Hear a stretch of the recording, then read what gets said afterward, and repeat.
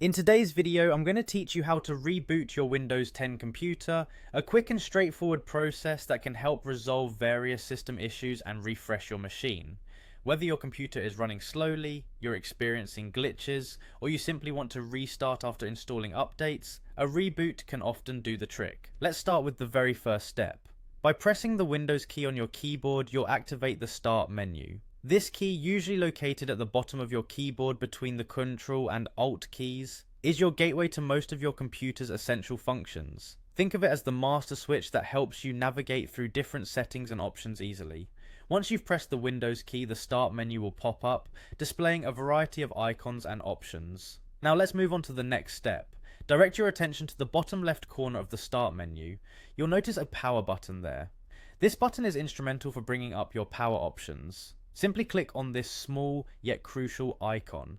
Clicking on it unveils a short menu with several options that control your computer's power status. Remember, this is a vital spot as it's where you'll generally manage your computer's power settings, including shutting down or putting your system to sleep. Once you've clicked the power button, you'll see an option labeled Restart. Go ahead and click on Restart. This choice will initiate the reboot process. Your computer will momentarily shut down and then automatically start up again. During this process, it clears out the temporary state of your operating system, which can help fix minor software issues, apply updates, and generally make your system run more smoothly upon startup. It's important to note that rebooting your computer can help maintain optimal performance over time.